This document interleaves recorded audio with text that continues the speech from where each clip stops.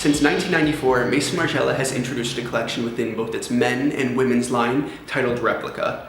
The Maison chooses these highly functioning and charismatic garments to meticulously break down and then recreate in order to offer consumers like you and I with these eternally relevant garments.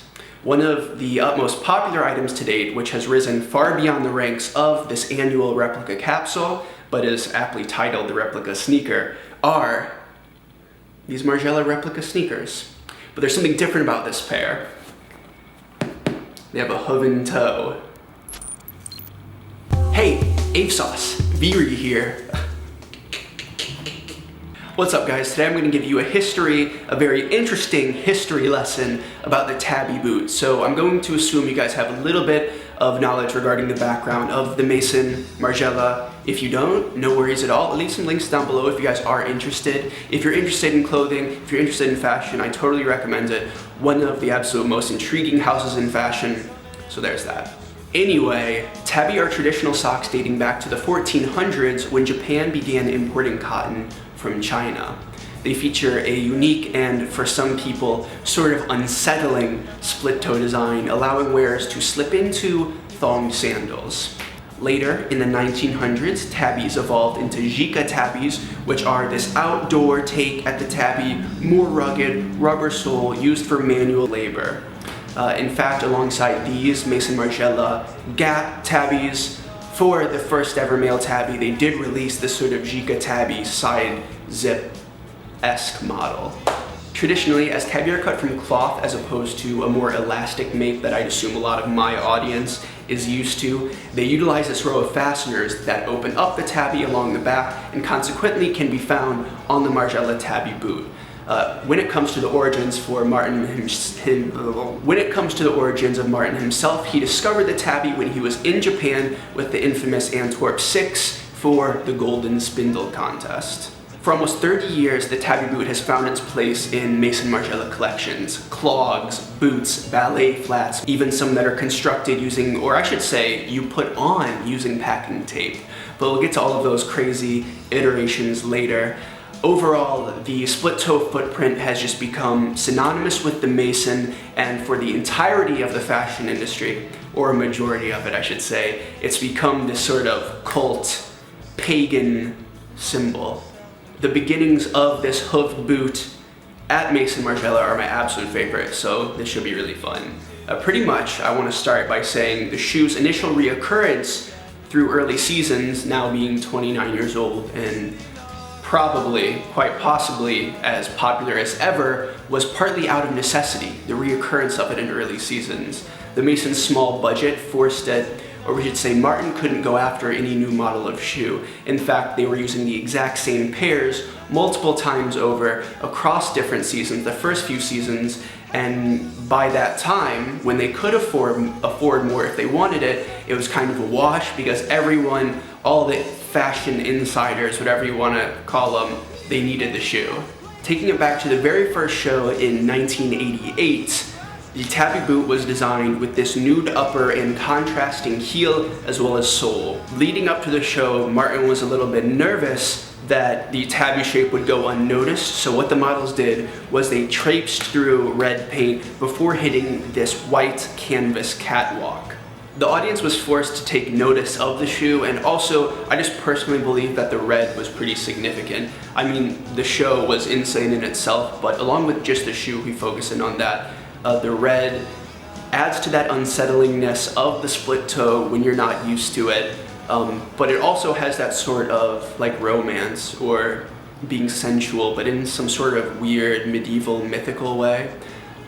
Anyway, the next season, Maison Margiela took that red tabby footprint cover runway and they turned it into garments. So encapsulating one of the core values of the Maison being repurposing and creating just these beautiful, badass garments out of that material, just all of it in general. The shoe itself, the footprints, the repurposing, it just all goes hand in hand, raising the tabby and more specifically the footprint with the split toe and the heel to some sort of legendary level.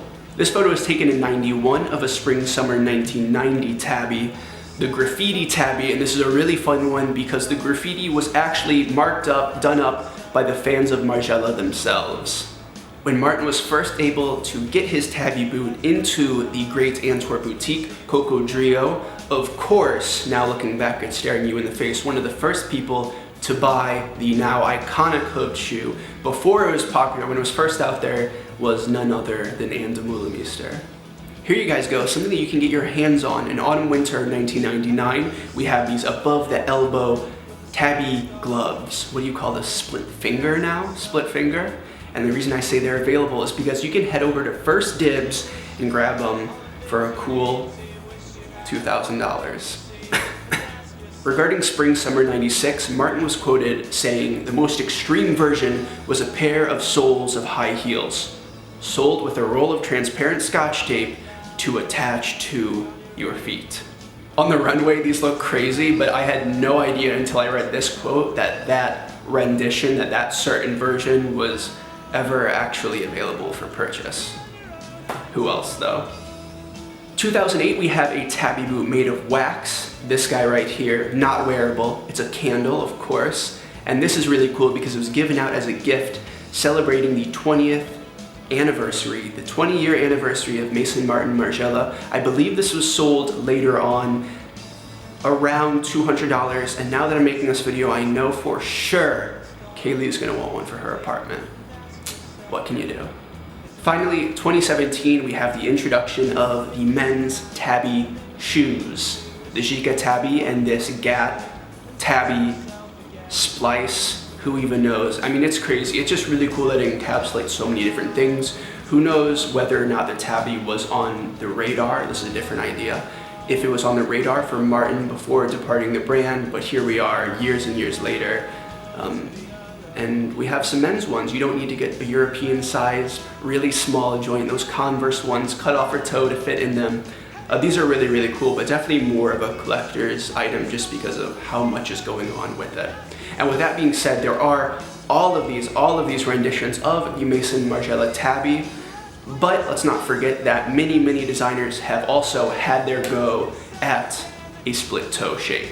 Prada, A.F. Van de Vost, Tom Brown, Yohji, Visvim, Nike, and according to ASICS, who owns the brand that not only gave Phil Knight, Nike CEO, his first door-to-door shoe salesman job, but also provided the runner who won the Boston Marathon in tabbies, popularizing it in the Western world.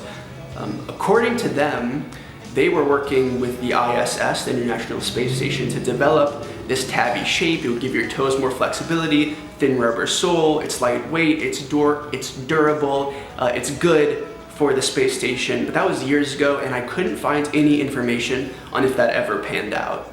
Anyway, that's the perfect point to end on because for my next topic, I really want to cover space exploration and fashion and their inevitable crossovers. Of course, if you guys have any recommendations or comments for that matter, hit me down in the comments section. For example, if you guys want me to focus in on that sort of outlandish design that is the split toe and how I feel. But that's gonna do it. Hope you guys liked this sort of setup of video. I just wanted to make something that was entertaining but also educational in some sort of way or another, just like I do over on my blog with my to-view list series and other write-ups. So until next time, everyone do me one last favor. Have a good day for me, guys. I'll see you on the next video. Peace out. This is for me. With a piece of paper as blank as night, and the words don't seem to come out right. Do you ask yourself again, this is for me?